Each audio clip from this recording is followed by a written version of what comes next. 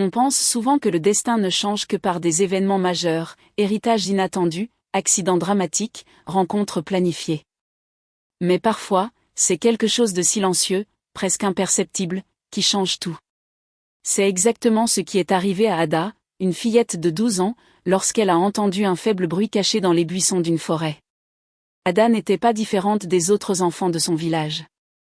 Elle grandit dans la poussière de la route, aidant sa mère dans les tâches quotidiennes simples et apprenant très jeune que chaque fruit cueilli, chaque herbe médicinale trouvée pouvait faire la différence entre la santé et la maladie à la maison. Le village où elle vivait était petit, entouré de champs arides et de maisons en terre, où la pauvreté n'était pas l'exception, mais la règle. Les statistiques circulant parmi les voyageurs indiquaient que, dans cette région, un enfant sur 4 n'atteignait pas l'âge de 5 ans. Pour Ada, ces chiffres n'étaient pas de simples données lointaines, ils lui rappelaient constamment ses frères et sœurs qui n'avaient jamais survécu à la fièvre et la peur qu'elle ressentait chaque fois que sa mère toussait la nuit. Cet après-midi-là, le ciel était teinté d'orange et de rose, et l'air était plus lourd que d'habitude. Ada traversait la forêt, pieds nus habitués au sol humide, à la recherche de quelques feuilles amères dont sa mère avait désespérément besoin pour apaiser sa toux qui s'aggravait. Il connaissait chaque sentier comme sa poche. Il savait où les branches basses cachaient des fruits sucrés et où le sol fertile donnait naissance à des herbes précieuses. Mais ce jour-là, ses pas la mèneraient là où elle n'était jamais allée, comme si la forêt avait préparé un secret rien que pour elle. C'est à ce moment-là qu'il l'a entendu. Au début, il crut au chant d'un oiseau, ou peut-être au gémissement lointain d'un poussin perdu. Mais en tendant l'oreille, il réalisa que c'était tout autre chose, un cri humain, doux et désespéré, se mêlant au silence de la forêt. Le cœur d'Ada s'emballa. Les enfants n'étaient généralement pas laissés seuls dans cette partie de la forêt. Qui laisserait un bébé là, vulnérable, au milieu des feuilles et des branches? Guidée par le bruit, elle s'approcha lentement, écartant les branches et marchant prudemment pour ne pas faire de bruit.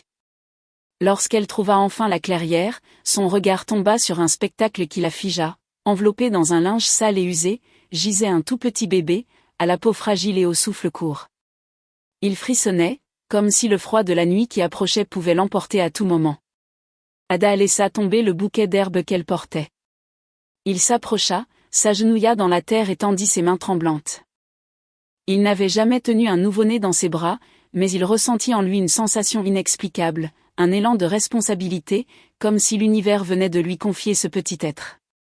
En le soulevant, il réalisa que ses mains semblaient trop grandes et que le bébé était aussi léger qu'un oiseau. Mais ce n'était pas seulement la fragilité de l'enfant qui la surprenait. Quelque chose brillait entre les poings serrés du petit. Une médaille d'or, d'apparence ancienne, gravée d'un lion et d'un bouclier. Ada n'avait jamais rien vu de tel. La pièce paraissait lourde, riche, dépareillée dans la pauvreté qui l'entourait. Le contraste était si frappant qu'elle comprit, à cet instant, que ce bébé n'était pas un enfant de paysan ordinaire. Un frisson lui parcourut l'échine. Qui laisserait un si jeune enfant mourir seul dans la forêt? Et, plus important encore, pourquoi emporter avec soi un objet aussi précieux? Sans même prendre le temps de réfléchir, Ada emmaillota le bébé, le serra contre elle et prit le chemin du retour. La forêt, autrefois familière, ressemblait désormais à un labyrinthe d'ombres, et chaque bruit dans la nuit était un avertissement. Elle devait arriver vite. Sa mère saurait quoi faire. Alors qu'il avançait, une question le rongeait sans cesse. Sauver cet enfant était-il un cadeau ou une malédiction? Ada ne le savait pas encore, mais ce petit cri dans les buissons allait changer à jamais le cours de sa vie et celui de tous ceux qui l'entouraient. Ada courut vers la petite maison en terre battue où elle vivait avec sa mère. Son cœur, encore palpitant après ce qu'elle avait vu dans la forêt, semblait presque bondir hors de sa poitrine. Dans ses bras, le bébé respirait bruyamment, enveloppé dans le tissu rugueux qui ne le protégeait guère du froid qui s'installait avec le crépuscule. Lorsqu'elle entra, elle trouva sa mère, Gozi, penchée sur une pile de vêtements rapiécés. La toux sèche qui la rongeait depuis des mois résonnait dans la pièce. « Maman !» La voix d'Ada tremblait. « Je l'ai trouvé. » Il était seul. Gozi leva les yeux avec lassitude et, l'espace d'un instant, elle eut du mal à croire ce qu'elle voyait. Sa fille portait un nouveau-né dans ses bras, comme si elle l'avait choisi. Elle s'approcha lentement, mais dès que le bébé bougea, un détail attira son attention, la médaille d'or suspendue à ses petites mains. Le silence qui suivit fut plus pesant que les mots. La lueur de l'objet portait un symbole que Gauzy connaissait bien, un lion gravé à côté d'un bouclier. Il s'agissait des armoiries de la famille Lawson, l'une des plus anciennes et des plus puissantes familles coloniales établies dans la région à la fin du XVIe siècle. Pour replacer les choses dans leur contexte, des familles comme les Lawson étaient les héritières directes d'une période marquée par les tensions et les inégalités. Depuis les années 1880, lorsque les compagnies commerciales britanniques et françaises commencèrent à dominer certaines régions d'Afrique de l'Ouest, plusieurs familles de marchands accumulèrent terres, richesses et influences politiques. La famille Lawson, en particulier, devint célèbre pour son contrôle des routes d'exportation du cacao et de l'huile de palme depuis 1902, une période durant laquelle les colonies britanniques connaissaient d'importantes transformations économiques. Au fil du temps, ce pouvoir se consolida en une réputation de respect et de crainte. Impossible de ne pas entendre parler des Lawson. Ils affirmaient que leurs entreprises finançaient les autorités locales et que rien ne leur échappait. Pour les gens simples des villages, affronter une telle famille équivalait à défier la loi elle-même. Quiconque osait remettre en question ou contrecarrer leurs intérêts disparaissait invariablement. Gauzy le savait non par ouï-dire, mais par expérience personnelle. Des années plus tôt, adolescente, elle travaillait comme domestique au manoir Lawson. Pour un salaire de misère, elle lavait, nettoyait et cuisinait du lever au coucher du soleil. Au début, elle pensait que ce n'était qu'une question de survie. Mais avec le temps, elle découvrit le côté sombre de la vie dans cette maison. C'était un environnement où le pouvoir se mêlait à la cruauté. Et quand quelque chose tournait mal, c'était elle qui en payait le prix, accusée à tort de vol, expulsée sans droit de se défendre, marquée à jamais par le poids de l'humiliation. Alors, en voyant cette médaille, son sang se glaça. Aucun doute, le bébé venait de cette famille. Mais comment? Et pourquoi? Ada, tu ne comprends pas. La voix de Gauzy était empreinte de peur. Ce bébé n'est pas comme les autres. Il appartient aux Lawson. Ada ne comprenait pas. S'il appartenait à une famille aussi riche, pourquoi avait-il été abandonné au milieu de la forêt? Son instinct innocent lui criait qu'il était injuste de le rendre à celui qui l'avait abandonné pour mourir. Pour elle, abandonner équivalait à tuer. Mais pour Gauzy, la situation était encore plus dangereuse, héberger un enfant Lawson pouvait signifier persécution, emprisonnement, voire mort. Ce dilemme révélait bien plus qu'un simple choix entre garder ou rendre l'enfant. Il représentait le choc de deux mondes, d'un côté, la gentillesse et l'innocence d'Ada, qui ne voyait qu'un bébé sans défense et nécessitant des soins. De l'autre, l'expérience amère de Gauzy, marquée par des injustices qui lui démontraient l'étendue du pouvoir des Lawson. Tandis que les flammes de la lampe illuminaient la petite pièce en terre cuite, la mère et la fille comprirent qu'il n'y avait pas d'issue facile. Garder le bébé mettrait leur vie en danger. Le rendre pourrait le condamner à un destin cruel. Et l'ignorer serait impossible, car ce petit cri avait réveillé quelque chose dans le cœur d'Ada, quelque chose de plus fort que la logique ou la peur. Cette nuit-là, alors que le bébé dormait dans les bras de Gauzy, Ada regarda sa mère et fit une promesse silencieuse, quel qu'en soit le prix, elle ne permettrait pas que cet enfant soit à nouveau jeté dans l'ombre. Les jours qui suivirent la découverte du bébé apportèrent une tension invisible au village. Les premiers cris, qui n'avaient résonné que dans les bras d'Ada, semblaient maintenant résonner dans les maisons de terre, les ruelles étroites et même dans les conversations chuchotées au bord du puits. Le secret qu'Ada et sa mère avaient tenté de dissimuler se répandit comme le vent dans la paille sèche. Tout le monde savait qu'il y avait un nouvel enfant chez Gauzy.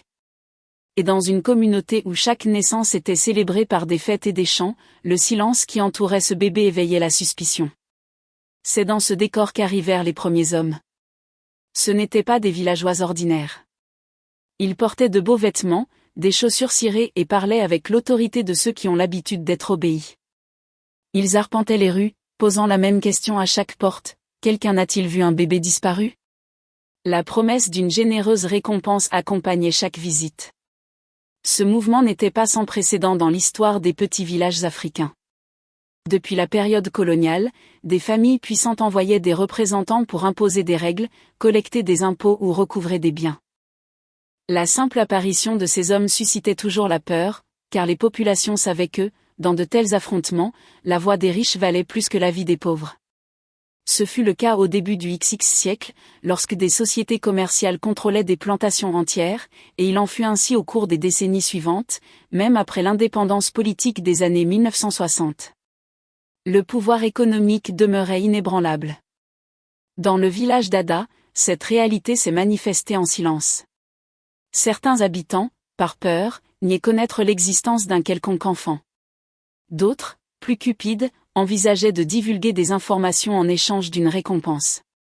Ce dilemme collectif a révélé un point fondamental: dans les sociétés marquées par les inégalités, la survie prime souvent sur la solidarité. Ada remarqua cette division lorsqu'elle entendit des conversations cachées derrière une palissade de bambou. Un voisin murmura: « On dit que c'est le fils des Lawson. Si quelqu'un le cache, il aura de gros ennuis. » « Mais qu'en est-il de la récompense ?» rétorqua un autre. « Avec cet argent, je peux nourrir mes enfants pendant des mois. » Ces murmures révélaient la fragilité de la position d'Ada et de Gozi. Il ne s'agissait pas seulement de cacher un bébé, mais d'affronter un réseau de pouvoir qui utilisait la peur et l'argent pour contrôler la population. Ici émerge un concept clé: le pouvoir symbolique. Le bébé n'était pas seulement un enfant perdu. Il représentait un lien direct avec les Lawson, une famille dont les armoiries ornaient documents, contrats et même les écoles financées de la région. Porter ce bébé dans la maison, c'était comme porter un drapeau que tout le monde reconnaissait, mais que personne n'osait hisser. Pour Gozi, qui avait déjà vécu la cruauté du manoir, chaque coup frappé à la porte résonnait comme une condamnation à mort. La toux, auparavant simplement agaçante, se mêlait maintenant au désespoir d'imaginer des soldats envahir sa maison. Pour Ada, le fardeau était différent. Elle ne voyait la petite que comme une vie fragile ayant besoin de chaleur et de nourriture. Le contraste entre l'innocence de sa fille et la prudence amère de sa mère rendait l'atmosphère de la maison encore plus étouffante. À l'époque, des rumeurs circulaient selon lesquelles le patriarche Lawson était « fou » à cause de la disparition de son fils. Des sources orales provenant des communautés voisines rapportaient que les familles aisées considéraient les enlèvements comme des atteintes à leur honneur. Or, l'honneur, dans le contexte traditionnel, avait autant de valeur que le sang. Ceci expliquait la violence avec laquelle les hommes cherchaient des réponses. Il ne s'agissait pas seulement de récupérer le bébé, mais de réaffirmer le pouvoir des Lawson aux yeux de tous. Le village se tut. Les portes se fermèrent tôt, les regards méfiants se multiplièrent, les enfants se tinrent à l'écart des rues. Même le bruit des casseroles et des poêles semblait s'atténuer. Comme si tout le monde savait que quelque chose d'important allait se produire et que personne ne voulait s'y opposer. Pour Ada, chaque minute était un choix. Cacher le bébé signifiait protéger la vie d'un innocent. Mais garder le secret signifiait entraîner sa famille dans l'œil d'un ouragan. Cette nuit-là, en regardant le petit visage endormi contre sa poitrine, elle ressentit le poids d'une question qui allait tout changer: jusqu'où une personne simple peut-elle résister au pouvoir d'une élite prête à tout ? Lorsque la pression sur le village devint insupportable, Gozi prit une décision difficile: partir. Il n'y avait plus de place pour l'hésitation. Avec seulement 2 sacs en tissu, quelques aliments secs et le bébé attaché au sein, la mère et la fille abandonnèrent leur maison en terre et les rares souvenirs de leur vie. La nuit fut leur alliée. Pendant que les voisins dormaient, elles arpentèrent les sentiers obscurs, guidées uniquement par la mémoire de Gozi et leur instinct de survie. La fuite n'était pas seulement physique, elle était aussi émotionnelle. Chaque pas portait le poids de la peur d'être découvert. Le corps fatigué de Gozi, déjà affaibli par une toux constante, luttait contre la distance. Ada, même épuisée, serrait fermement le tissu qui enveloppait le bébé. Le petit, curieux ou peut-être intuitif, restait silencieux, comme s'il comprenait le risque du voyage. Après de nombreuses heures, les premières maisons d'un village lointain commencèrent à apparaître à l'horizon. C'était un endroit appelé Umuna, plus petit et plus pauvre que le village d'où ils étaient venus. Le paysage reflétait les difficultés de tous ses habitants: murs fissurés, enfants pieds nus, hommes essayant de vendre le peu qu'ils produisaient en échange de nourriture. Pour ceux qui arrivaient sans rien, comme Ada et Gozi, Umuna ne promettait pas le confort, mais au moins l'anonymat. Le déplacement de familles pauvres en quête de refuge n'était pas nouveau. Depuis les années 1970 et 1980, des millions d'Africains ont dû abandonner leur village à cause de la guerre, des persécutions ou des conflits fonciers. Ce flux constant de personnes a créé un schéma récurrent: les communautés accueillaient les étrangers avec suspicion, car chaque nouveau visage signifiait plus de bouches à nourrir et moins de ressources à partager. C'est exactement ce qu'Ada a compris dès ses premiers jours à Umuna.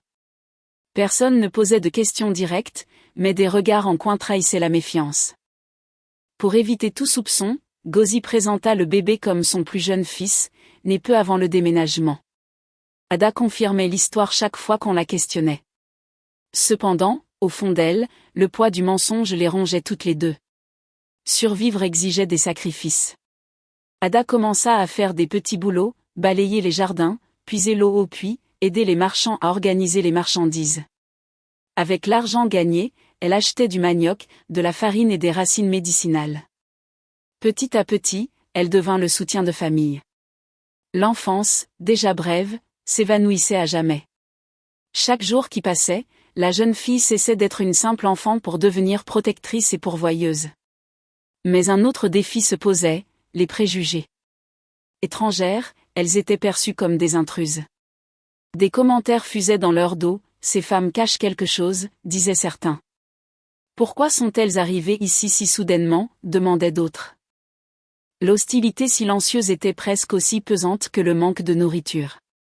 Gozi, déjà affaiblie par la maladie, s'efforçait de garder son calme, mais Ada sentait chaque regard les éloigner de la communauté. Cet environnement a révélé un concept important, l'identité de l'étranger. Dans de nombreuses cultures traditionnelles, les personnes sans racines locales sont perçues comme une menace ou un fardeau. L'acceptation exige du temps, des efforts et souvent de la soumission. Ada l'a vite compris et a cherché à démontrer, par le travail acharné et le respect, qu'elle ne représentait aucune menace. Pourtant, le sentiment de ne pas appartenir à la communauté n'a jamais disparu. Malgré toutes ces épreuves, le bébé qu'Ada avait commencé à appeler Ama pour apaiser sa curiosité apportait une lueur d'espoir. Son sourire, bien que timide, illuminait la simple hutte où il dormait. Pour Ada, Ama était plus qu'une enfant dont elle avait la charge, elle était la preuve que la vie, aussi dure soit-elle, pouvait toujours offrir une raison de se battre. Le séjour à Umuna, cependant, n'était pas une solution durable. La maladie de Gozi progressait rapidement. Sa toux sèche se transformait en longue fièvre, la laissant de plus en plus faible. Ada faisait ce qu'elle pouvait, achetant des herbes et préparant des tisanes, mais rien ne semblait suffire. La jeune fille avait de plus en plus le sentiment que leur refuge à Umuna n'était qu'un répit, et que tôt ou tard, elle serait à nouveau contrainte d'affronter le passé. Le bébé, le mensonge, la maladie et la méfiance de la communauté pesaient lourdement sur ses épaules. Pourtant, Ada ne renonçait pas. Elle regardait sa mère, Ama, et se promettait, elle trouverait une issue, même si elle devait défier le destin. Les mois à Umuna s'écoulaient comme des jours gris. Entre la routine du travail intense et les nuits interrompues par la toux de sa mère, Ada se rapprochait de plus en plus du bébé. Le garçon, qu'elle appelait affectueusement Ou, n'était plus seulement un fardeau que le destin lui avait imposé, cela faisait partie de sa vie. Chaque rire, chaque regard curieux, chaque main tendue renforçait l'idée qu'il avait peut-être été envoyé pour combler le vide laissé par ses frères qu'elle n'avait jamais vu grandir. Mais tandis qu'Ada grandissait en affection, Gozi s'affaiblissait physiquement et spirituellement. Le poids du mensonge la consumait. Dans cette petite chambre louée, éclairée par une faible lumière, sa mère rompit le silence une nuit où Ada la croyait endormie. « Ma fille, on ne peut plus vivre comme ça. » Sa voix était basse, brisée par la toux. « Ce garçon n'est pas de nous. Il a un père qui doit désespérément vouloir le retrouver. » Les mots tombèrent comme des pierres sur le cœur d'Ada. Elle ne répondit pas immédiatement. Elle serra simplement le bébé plus fort, comme si elle pouvait le protéger de la vérité elle-même. Ce moment révèle l'un des plus anciens conflits de l'humanité, le conflit entre la maternité du cœur et la maternité du sang. Alors qu'Ada croyait que l'amour suffisait à justifier la présence continue du garçon à ses côtés, Gozi voyait plus loin, elle comprenait que les droits biologiques ne pouvaient être effacés par de bonnes intentions. Mais, maman, on prend soin de lui. Il nous aime. N'est-ce pas ce qui compte, tenta de protester Ada. L'amour est important, ma fille, mais parfois ce n'est pas suffisant. Faire ce qui est bien n'est pas toujours ce que nous voulons. Répondit Gozi, le regard rempli de douleur. Cette conversation soulève un concept clé, la différence entre affection et justice. L'affection conduit le cœur à s'attacher, même sans lien du sang. La justice, en revanche, exige de reconnaître que chaque vie appartient, d'une certaine manière, à une histoire plus vaste, à un ensemble de liens incontournables. Historiquement, de nombreuses cultures africaines ont préservé la pratique d'adoption communautaire, où les enfants orphelins étaient élevés par des proches ou des voisins. Mais dans ce cas précis, quelque chose était différent. Amma n'était pas un orphelin aux origines inconnues, mais le fils d'une famille puissante. Et tôt ou tard, les Lawson le retrouveraient. Ada, cependant, ne pouvait l'accepter. Pour elle, rendre le bébé équivalait à l'abandonner. Le souvenir de l'avoir trouvé seul dans la forêt lui revint en mémoire par flash douloureux. Et si sa propre mère l'avait abandonné là? Et si, en le lui rendant, il le remettait simplement entre les mains qu'il avait rejetées? Cette question montre un autre concept important, la confiance brisée entre les classes sociales. Le regard d'une pauvre paysanne envers les riches n'était pas empreint d'admiration, mais de méfiance. Ada avait entendu parler de familles puissantes cachant des secrets, sacrifiant même leurs propres membres pour sauver les apparences. Pourquoi aurait-elle cru que les Lawson seraient différents? La tension entre la mère et la fille devenait quotidienne. Gozi insistait pour qu'il leur rende l'enfant, affirmant qu'elle ne voulait pas mourir avec le sentiment de culpabilité d'avoir séparé un père de son fils. Ada, quant à elle, y voyait une injustice envers Amma lui-même, qui souriait désormais à chaque fois qu'il la voyait, comme s'il la reconnaissait comme sa véritable protectrice. Le dilemme moral a atteint son paroxysme, faire ce qui est juste ou ce qui semble juste. Renvoyer le bébé à son origine, au risque de l'exposer au danger, ou le garder caché, le condamnant à la persécution et à la peur éternelle? Cette nuit-là, avant de s'endormir, Ada observa le petit garçon endormi, son visage serein illuminé par la flamme de la lampe. Des larmes coulèrent silencieusement. Au fond d'elle-même, elle savait que sa mère avait raison. Mais son cœur ne l'acceptait pas. Pour Ada, l'amour signifiait être déjà mère. Et si être mère signifiait protéger, comment pouvait-elle le laisser partir? La décision était prise. Malgré les souhaits d'Ada, Gozi rassembla ses maigres économies et acheta des billets de bus pour la ville. Il n'y avait pas de retour en arrière possible. Pour elle, rendre le bébé était non seulement un devoir moral, mais aussi un soulagement avant que la maladie ne la ronge complètement. Ada porta silencieusement Amma sur ses genoux pendant le trajet, ressentant chaque mouvement de la route comme un adieu. À leur arrivée, la ville leur semblait un autre monde. De larges rues, de hauts immeubles et des voitures défilaient à toute vitesse. Pour quelqu'un venant d'un village isolé, c'était comme traverser une autre planète. Mais rien n'était plus imposant que le manoir Lawson. Avec ses grilles en fer forgé et ses jardins tout droit sortis d'un conte de fées, le lieu respirait la richesse et le pouvoir. Devant les gardes, Gozi éleva la voix avec effort. « Je dois parler à monsieur Jacques Lawson. C'est au sujet de son fils. » Les mots tombèrent comme des pierres. Les agents de sécurité échangèrent des regards, en quelques secondes, le calme à la porte se transforma en tumulte. L'un des hommes appela des renforts par radio, l'autre pointa un doigt accusateur. « Vous êtes les ravisseurs. » Le cœur d'Ada se serra. Elle serrait le bébé contre elle, essayant d'expliquer qu'il l'avait trouvé dans la forêt, mais personne ne l'écoutait. Quelques minutes plus tard, des véhicules officiels encerclèrent le portail et les deux furent emmenés de force à l'intérieur. L'intérieur du manoir était si luxueux qu'il semblait trahir la simplicité de leur vie. Les sols en marbre reflétaient la lumière des lustres en cristal. Des domestiques en uniforme s'affairaient. Au milieu de ce décor, Ada se sentait encore plus petite, avec Amma en pleurs dans ses bras. La porte s'ouvrit brusquement et un homme entra. Grand, le regard fixe et la présence imposante. Inutile de le présenter, c'était Jacques Lawson. Son expression trahissait le désespoir et la colère. « Où est mon fils » cria-t-il, ses yeux scrutant la pièce jusqu'à se poser sur le bébé. Le temps semblait s'être arrêté. En reconnaissant le petit garçon, Jacques tituba, sa fureur cédant la place à des larmes qui coulaient sans retenue. « David » murmura-t-il d'une voix brisée. « Mon fils, tu es vivant. » Ada le regarda, perplexe. Pour la première fois, elle se demanda si elle avait mal jugé cet homme. L'amour dans son regard semblait sincère, contrairement à la froideur qu'elle s'attendait à y trouver. Mais les retrouvailles ne durèrent pas longtemps. Une femme élégante entra juste derrière eux. C'était Hélène, l'épouse de Jacques. Ses pas résonnèrent fermement sur le marbre, et le sourire froid sur ses lèvres trahissait quelque chose de sombre. Jacques, ne vous laissez pas tromper. Ces femmes ont pris notre fils. Ce sont des criminels. Le regard d'Ada brûlait d'indignation. Avant que Jacques puisse répondre, Gauzy prit la parole, la voix tremblante mais ferme. Ce n'est pas nous qui l'avons emmené d'ici. Nous avons trouvé cet enfant abandonné dans la forêt. Il aurait été condamné à mort si nous ne l'avions pas recueilli.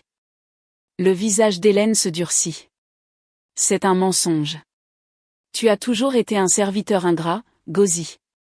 Et maintenant, tu reviens pour voler ce qui ne t'appartient pas? À ce moment-là, la vérité commença à éclater. L'un des employés, poussé par les investigations privées de Jacques, avait révélé les détails d'un complot. Hélène, incapable d'accepter l'enfant illégitime de son mari avec une autre femme, avait ordonné qu'il soit retiré et abandonné. La pièce devint le théâtre d'accusations. Jacques, choqué, fixait sa femme. Alors c'est tout? Tu as essayé de détruire ce qui restait de Clara, sa vraie mère? Sa voix tremblait de colère. Hélène tenta de se justifier, mais ses paroles restèrent lettre morte. Les preuves étaient là, transfert d'argent, échange de messages secrets. Tout la désignait. La révélation submergea Ada comme une vague. Le bébé qu'elle avait si affectueusement protégé était victime de la cruauté d'une querelle familiale. Soudain, elle comprit, le danger ne vient pas toujours de la pauvreté ou de la misère, mais de l'orgueil et de la cupidité qui corrompent même les plus puissants. Les gardes, désormais sous les ordres de Jacques, arrêtèrent Hélène. Ses cris de fureur résonnèrent dans le manoir, mais rien ne put arrêter le poids de la vérité. Dans le silence qui suivit, Jacques s'approcha d'Ada et de Gauzy. Il prit doucement le bébé dans ses bras, les larmes aux yeux, murmura. « Vous avez sauvé la vie de mon fils. Je ne pourrai jamais vous remercier assez. » Pour Ada, ce fut à la fois un soulagement et une douleur. Elle savait qu'elle avait fait le bon choix, mais elle avait l'impression qu'on lui arrachait un morceau d'elle-même. La révélation du complot apporta la justice, mais pas la paix immédiate. Le poids de la fuite, la peur constante et la maladie qui consumaient Gauzy finirent par devenir insupportables. Déjà cette nuit-là, toujours dans les chambres que Jacques lui avait fournies, Ada comprit que quelque chose n'allait pas. La respiration de sa mère était saccadée, ses yeux remplis de douleur. « Maman » appela Ada en lui tenant la main froide. « Ça va aller, n'est-ce pas ?» Gauzy força un sourire. Elle voulait rassurer, mais la vérité transparaissait dans chaque toux étouffé. Les médecins que Jacques avait appelés confirmèrent ce qu'elle craignait déjà, ses poumons étaient trop affaiblis. Son corps n'avait plus la force de résister. Les jours suivants, Ada resta auprès de sa mère, dormant à peine. Elle racontait des histoires, évoquait de simples souvenirs du village, de l'odeur de la forêt, des nuits où elles se réchauffaient ensemble au coin du feu. Et toujours, il y avait Amma désormais appelé par son vrai nom. David souriant à côté du berceau, comme si c'était l'étincelle de vie qui insistait pour illuminer l'obscurité. Gauzy, même affaiblie, a trouvé la force de dire ce qu'elle avait sur le cœur. « Ma fille. Ne sois pas désolée pour moi. Nous avons fait ce qui était juste.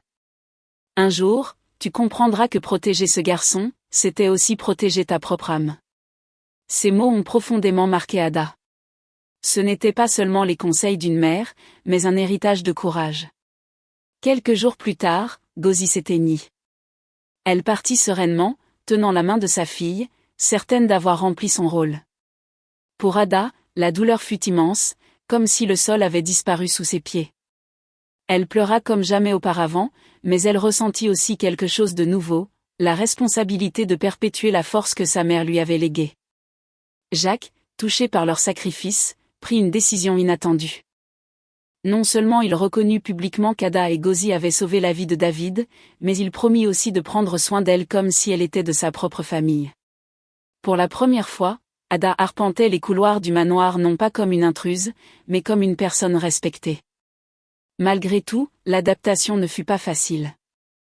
Ada regrettait la hutte en terre, les nuits où elle partageait du pain sec avec sa mère, la chaleur humble d'un foyer pauvre mais plein de sens. Vivant désormais entre des murs de marbre, elle découvrit que la richesse n'effaçait pas ce désir. Malgré tout, elle accepta son nouveau destin. Ce moment révèle un point essentiel: la véritable transformation ne vient pas seulement du changement des circonstances extérieures, mais de la façon dont nous faisons face à ce que nous vivons. Ada, autrefois une fille effrayée, est devenue quelqu'un capable d'affronter les gardes, de défier une famille puissante et surtout, de supporter la perte de sa mère sans perdre espoir. Le temps passa, et Ada grandit aux côtés de David.